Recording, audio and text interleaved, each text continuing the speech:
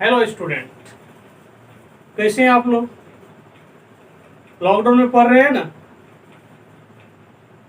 आज आप लोगों के लिए खुशखबरी है। आज से मैं आप लोगों के बीच में ऑर्गेनिक का भी लेक्चर देने जा रहा हूं।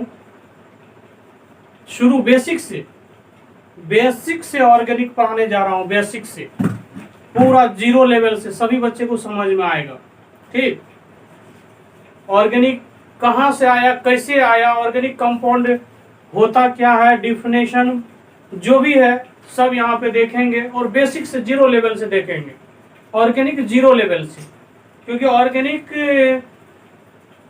को 11th-12th करके पढ़ना थोड़ा सा टफ हो जाता है, क्योंकि बच्चे को 11th नहीं आता है तो 12th में एक भी कंपाउंड का नाम और कंपाउंड के बारे में डिटेल स्टडी नहीं कर पाता है, ना उसको याद होता है। अक्सर बच्चे कहते हैं सर ऑर्गेनिक हमको याद नहीं होता है। तो जानते हो ऑर्गेनिक याद नहीं होने का कारण क्या है? आप लोग बेसिक जो है ना 11th का जो टॉपिक है, चैप्टर है, उसको आप अच्छे से नहीं किए हैं। क्योंकि जब तक आप 11th का पोर्शन नहीं करेंगे ना तो ऑर्गेनिक आपको आगे समझ में आने वाला नहीं है। ऑर्गेनिक एक ऐसा विषय है जो आपको ये आप 11th-12th करके पढ़ते हैं, सिलेबस में दिया है, लेकिन बट आपको 11th का बहुत ज्यादा डेप्थ चाहिए, डेप्थ नॉलेज होना चाहिए, तब आपको ऑर्गेनिक समझ में आने वाला है। आना था ऑर्गेनिक आप याद करेंगे, आज रात में याद करेंगे, सुबह में भूल जाएंगे क्या कौन सा कंपाउंड याद किए थे। यदि आपको नाम याद होगा तो कंपाउंड का स्ट्रक्चर नहीं आएगा। इसलिए मैं आपको बेसिक से देने जा रहा हूं। आप लोग इधर उधर नहीं भटकेंगे, आप लोग अपना पूरी तैयारी के साथ माइंड मेकअप कर लीजिए। आज हमको ऑर्गेनिक सीखना है और मैं आपको गारंटी लेता हूं ऑर्गेनिक सिखा दूंगा। चलिए, तो आज मैं आपको ऑर्गेनिक को देखेंगे।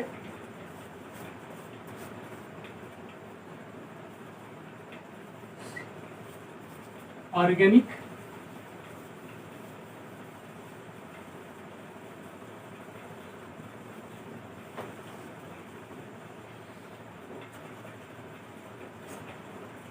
ऑर्गेनिक केमिस्ट्री क्या पढ़ने जा रहे हैं?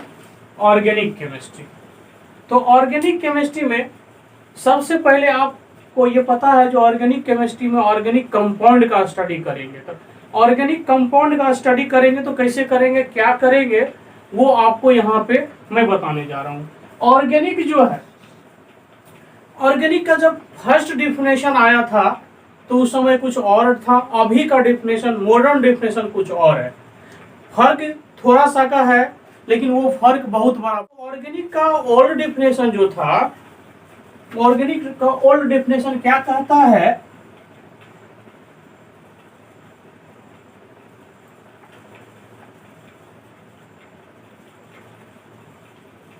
ओल्ड डिफिनेशन, ऑर्गेनिक का ओल्ड डिफिनेशन क्या कहता है? कहता है यह केमिस्ट्री का वह शाखा है जिसमें कार्बन और उसके कंपाउंड का अध्ययन किया जाता है, जैसे CO2, CO,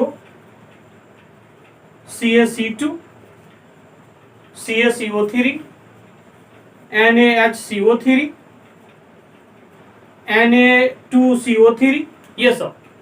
तो साइन की वह शाखा है जिसमें कार्बन और उसके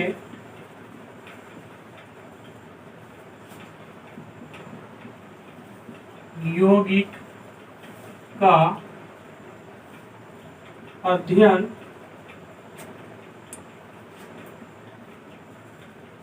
किया जाता है, उसे ऑर्गेनिक केमिस्ट्री कहते हैं। लेकिन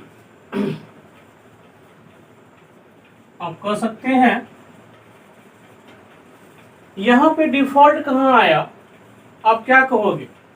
जैसे एग्जांपल लेंगे तो ये सब क्या है, जैसे कि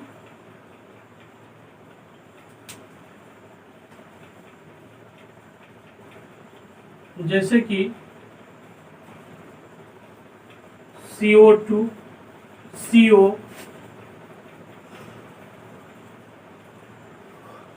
CS2, Al4, C3, NaH, CO3, Na2, CO3, MgCO3, CaCO3, CaC2,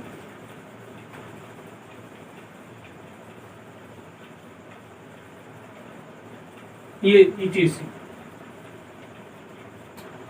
इन सभी कंपाउंड को आप देखिए तो क्या ये कार्बन और कार्बन के कंपाउंड है ना। तो ये सभी डेफिनेशन क्या कहता है, कार्बन हो और उस कंपाउंड को ऑर्गेनिक केमिस्ट्री या ऑर्गेनिक कंपाउंड कहते हैं। तो यहाँ पे आप देखेंगे CO2, CO, CS2, Al4, C3, इन सभी कंपाउंड में क्या है, कार्बन उपस्थित है, कार्बन प्रेजेंट है, but it is not a organic ये तो समझ गए ना, it is not organic compound because it contains inorganic properties. ये सभी में कार्बन तो है लेकिन इसमें ऑर्गेनिक कंपाउंड का गुण उपस्थित नहीं है। इसमें क्या है, इनऑर्गेनिक कंपाउंड का गुण पाया जाता है, it has inorganic properties. Carbon तो रखता है, ऑल दिस कंपाउंड है, all this compound contains carbon but it is not an organic compound because it has inorganic properties, so it is not definition of organic compound या chemistry। ये पुराना definition था। अब हिंदी में देख लेते हैं। ये सभी कंपाउंड में कार्बन, सभी कंपाउंड में कार्बन तो है लेकिन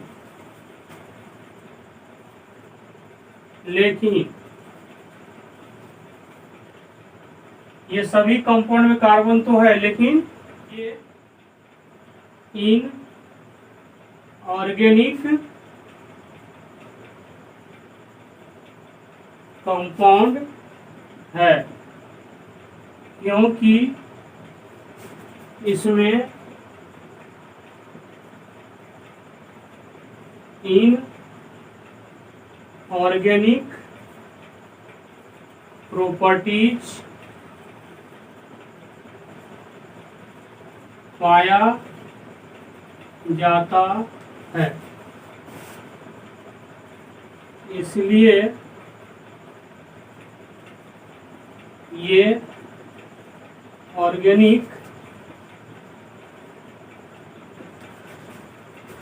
ऑर्गेनिक कंपाउंड का डेफिनेशन नहीं है। देखिए ये सभी कंपाउंड में कार्बन तो है लेकिन ये इनऑर्गेनिक कंपाउंड है क्योंकि इसमें इनऑर्गेनिक प्रॉपर्टीज पाया जाता है, इनऑर्गेनिक गुण पाया जाता है, इसलिए ये ऑर्गेनिक कंपाउंड का डेफिनेशन नहीं हुआ।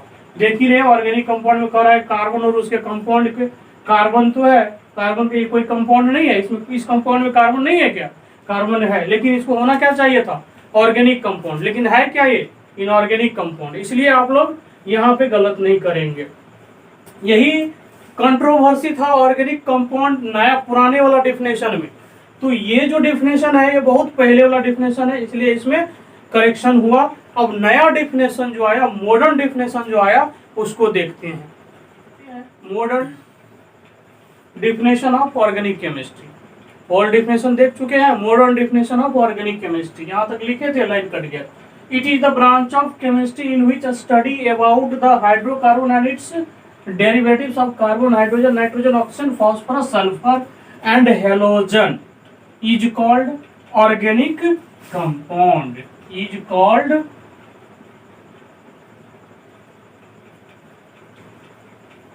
organic compound। इसको क्या कहते हैं, ओसी। शॉर्ट में क्या लिखेंगे इसको, ऑर्गेनिक कंपाउंड को ओसी, या और क्या बोलेंगे, ओसी, कॉल्ड ऑर्गेनिक कंपाउंड, है ना। तो ये आपका मॉडर्न डिफिनेशन हुआ। मॉडर्न डिफिनेशन में क्या कहेंगे, यह केमिस्ट्री का वह शाखा है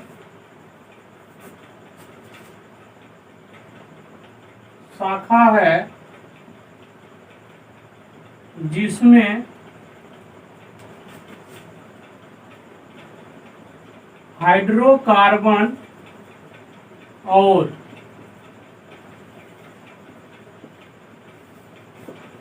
उसके derivatives carbon, hydrogen, nitrogen, oxygen, phosphorus, sulphur और एंड हेलोजन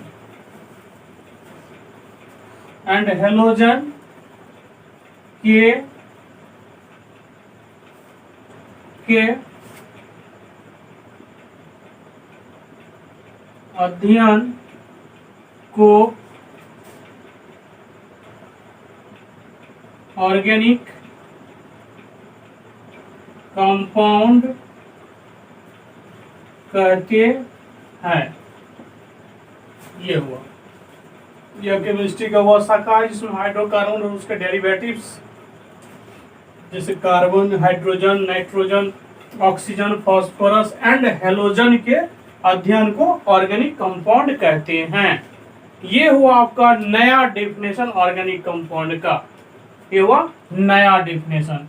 हेलोजन में कौन कौन आता है, यहां लिख देता हूं। हेलोजन, इसको एक्स से डिनोट किया जाता है, कैपिटल एक्स। हेलोजन को कैपिटल एक्स से डिनोट किया जाता है। इसमें आता है फिर कल बाहर आई आंटी, फिर कल बाहर आई एंटी। एस्टेटाइन को नहीं लिखते हैं, जनरली वो रेडियो एक्टिव होता है, जनरली ये एलिमेंट्स का स्टडी किया जाता है। फिर कल बाहर आई आंटी में, तो इसका मतलब हेलोजन के जगह क्या रखेंगे, क्लोरीन, ब्रोमीन, आयोडीन को रखेंगे। ये सारे मिल करके ऑर्गेनिक कंपाउंड का निर्माण करता है। ये सभी एलिमेंट्स जब होगा और उसमें कार्बन भी होगा तो वो सभी आपको ऑर्गेनिक कंपाउंड कहलाएगा, ऑर्गेनिक कंपाउंड का निर्माण करेगा ये सारे। अब है आपका ऑर्गेनिक कंपाउंड में आप देख चुके हैं ओल्ड डिफिनेशन और न्यू डिफिनेशन को। मॉडर्न डिफिनेशन क्या कहता है, हाइड्रोकार्बन और उसके डेरिवेटिव्स के स्टडी को क्या कहते हैं, ऑर्गेनिक कंपाउंड कहते हैं। तो ये टर्म आपको एक यूज हुआ है यहाँ पे, हाइड्रोकार्बन। क्या यूज हुआ है, hydrocarbon.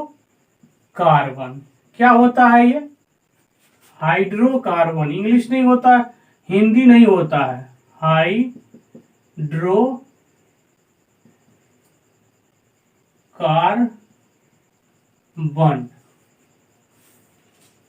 Hydrocarbon.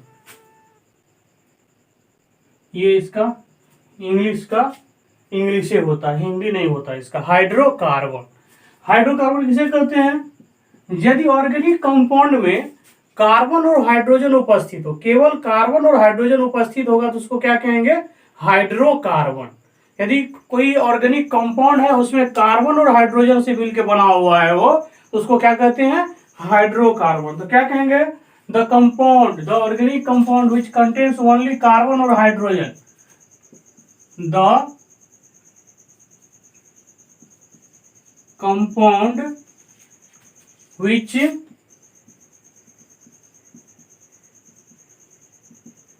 contains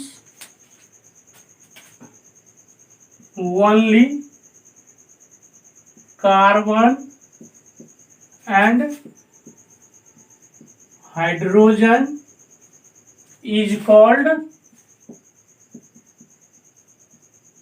hydrocarbon. is called hydrocarbon. The compound which contains only carbon and hydrogen is called hydrocarbon. वह यौगिक या वे यौगिक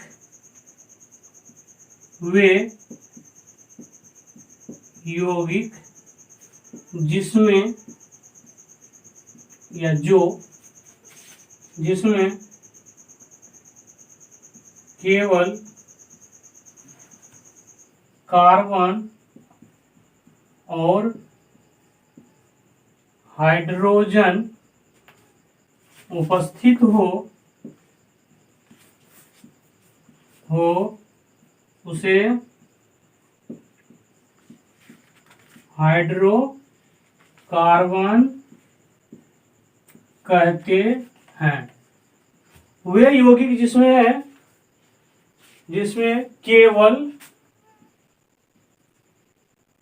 केवल कार्बन और हाइड्रोजन उपस्थित हो उसे हाइड्रोकार्बन कहते हैं। एग्जाम्पल यदि देखेंगे इसका तो क्या होगा हाइड्रोकार्बन का, जैसे मीथेन। क्या होता है?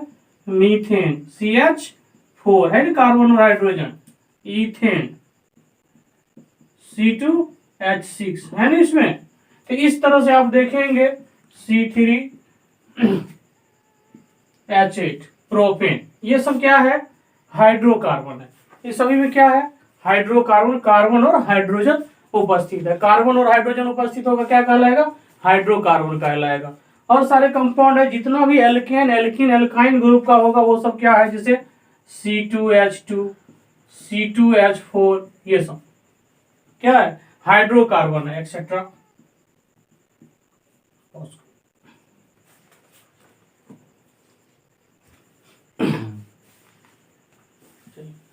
अब है आपका हाइड्रोकार्बन हो गया। तो अब यहां से देखते हैं कौन कौन साइंटिस्ट आए और क्लासिफिकेशन किए। तो फर्स्ट जो आए थे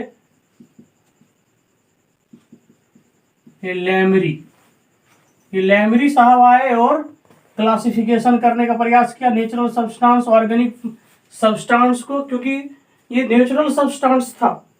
तो ऑर्गेनिक सब्सटेंस ऑर्गेनिक पदार्थ को इन्होंने क्या किया, कोई भी नेचुरल सब्सटेंस को इन्होंने क्लासिफिकेशन करना कोशिश किया। तो इन्होंने क्या किया, ये फर्स्ट क्लासिफिकेशन। तो Lemery was first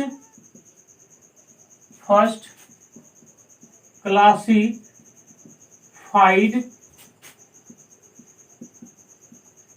natural substance into 3 classes on the basis of their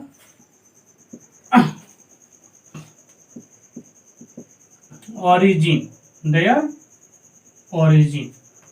क्या है? their origin, THEIR, their origin। इसके उत्पत्ति के आधार पर, इसके चलो ना है, इसके उत्पत्ति के आधार पर सब्सटेंस, नेचुरल सब्सटेंस के उत्पत्ति के आधार पर क्या किए इन्होंने? 3 क्लास में कंपाउंड को, सब्सटेंस को क्या किए? डिवाइड कर दिए, क्लास कर दिए। पहला क्या किए वो, फर्स्ट क्लास जो है ना, कहा एक है मिनरल सब्सटेंस। पहला क्या कहा उन्होंने? मिनरल सब्सटेंस मतलब खनिज पदार्थ।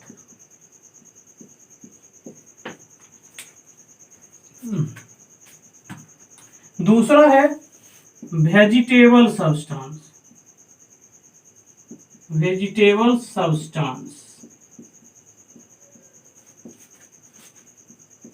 वनस्पति पदार्थ।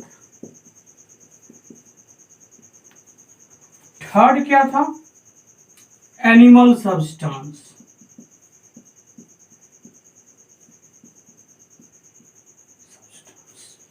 वो क्या था?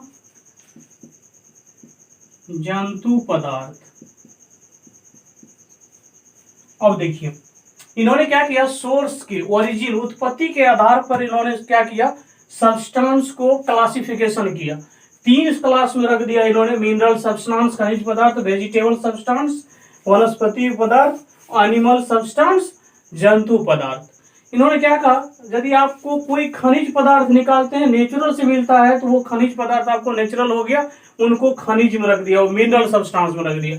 वेजिटेबल से जो भी मिलता है हमको, जैसे प्लांट्स जितने भी है, तो वो सारे चीज से जो भी हमको ऑर्गेनिक सब्सटेंस या नेचुरल सब्सटेंस मिलता है उनको रख दिए नेचुरल सब्सटेंस में। एनिमल सोर्स से जो भी चीज हम लोग को मिलता है, जो भी सब्सटेंस मिलता है, उनको कैटेगरी कर दिया एनिमल सब्सटेंस में। एनिमल सब्सटेंस में इनको क्या किया, एनिमल सब्सटेंस में कैटेगरी कर दिया। अब तो लेमरी का क्लासिफिकेशन देख ले। Lemery was first classified natural substance into 3 classes on the basis of their origin. ठीक, क्या था ओरिजिन का बेस, क्या रखा इन्होंने, नेचुरल सब्सटेंस। ओरिजिन का बेस क्या था, जब हम लोगों को खनिज से जो मिलता है, जो भी हम लोग नेचुरल, जैसे खनिज जो हो गया, जैसे आप लोग इनऑर्गेनिक में ओर्स पढ़ते हैं, वहां से जो हम लोग को जितने भी नेचुरल सब्सटेंस, नेचुरल पदार्थ निकालते हैं, वो सारे मिनरल सब्सटेंस में चला गया। प्लांट से जो भी चीज हमको मिलता है वेजिटेबल सब्सटेंस में रख दिया, उसका प्लांट का ये ग्रुप हो गया। जो भी पदार्थ हम लोग प्लांट से खाते हैं उसको वेजिटेबल में रख दिया। एनिमल से जैसे हम लोग कुछ भी खाते हैं, और एनिमल्स का जैसे फ्लैश व्लैश खाते हैं, मीट जो भी है वो क्या है, ये एनिमल सब्सटेंस हो गया। वहां से भी हम लोगों को क्या मिलता है, एमिनो एसिड मिलता है, बहुत सारा प्रोटीन मिलता है। तो जो प्रोटीन और मिलता है वो सारे क्या था, ऑर्गेनिक कंपाउंड था। तो ये यहां से देखा इन्होंने, जर्न एनिमल से निकाल रहा है। लेमरी के बाद साइंटिस्ट, नेक्स्ट साइंटिस्ट जो आते हैं वो है लेवोजियर, फादर ऑफ केमिस्ट्री जिसको बोलते हैं। इन्होंने क्या बोले, बोले all the compounds obtained from vegetable and animals which contains always carbon and hydrogen, frequently nitrogen and phosphorus. क्या बोले, all the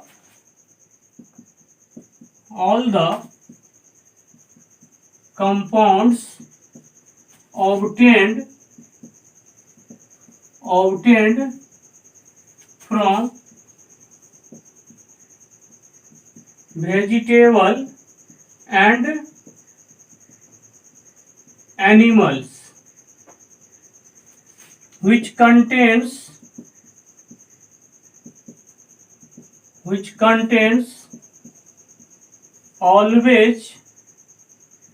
always carbon and hydrogen, frequently nitrogen and phosphorus. ये था वेजिटेबल सोर्स और एनिमल सोर्स से जो प्राप्त होता है, उसमें हमेशा कार्बन और हाइड्रोजन उपस्थित होता है, और साथ साथ उसमें नाइट्रोजन और फास्फोरस भी होता है। ये क्या बोले, ये लेवोजियर साहब बोले थे, फादर ऑफ केमिस्ट्री। ये क्या बोलते हैं, कहता है सभी कंपाउंड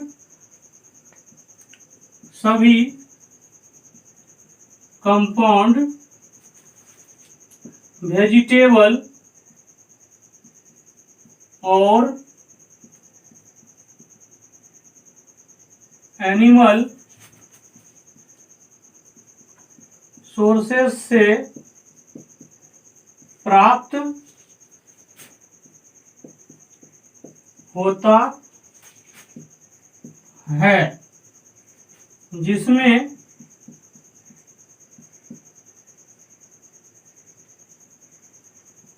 हमेशा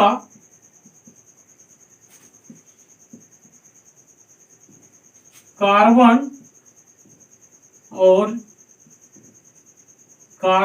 और हाइड्रोजन होता है, फ्रीक्वेंटली अक्सर nitrogen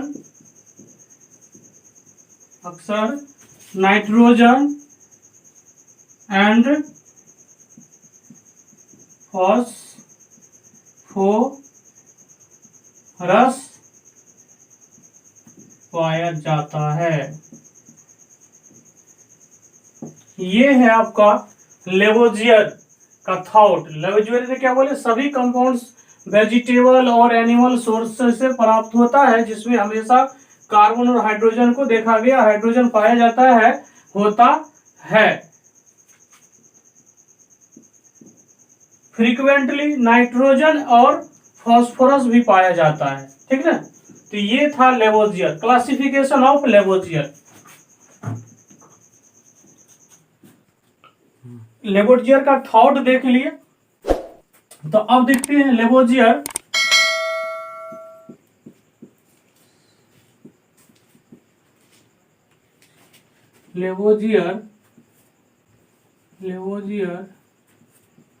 classified compound into two classes।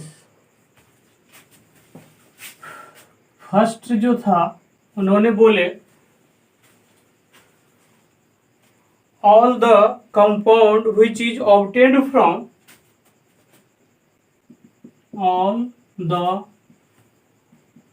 compound which is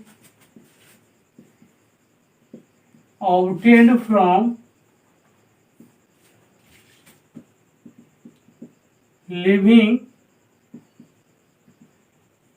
things या living organism, that is plants and animals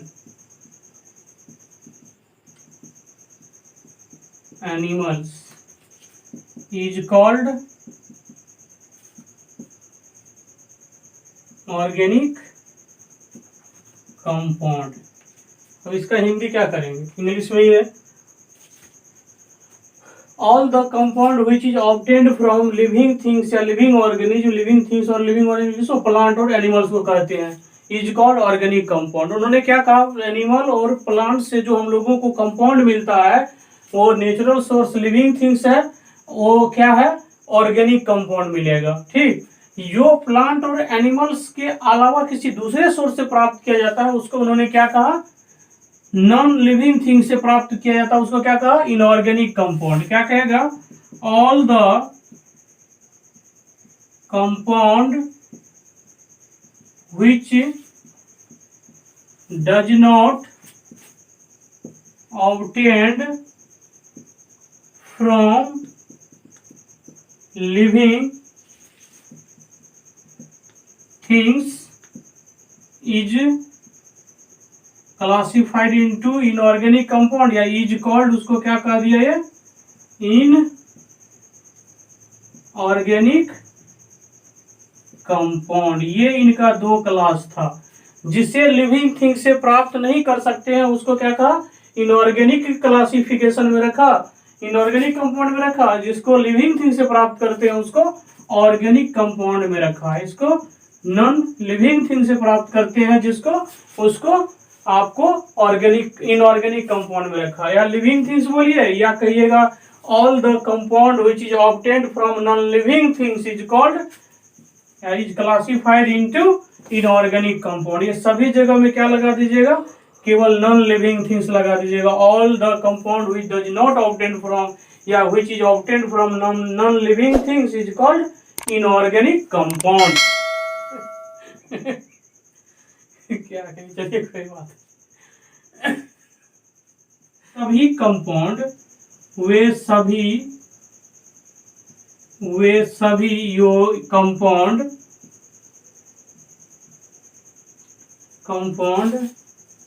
जिसे लिविंग थिंग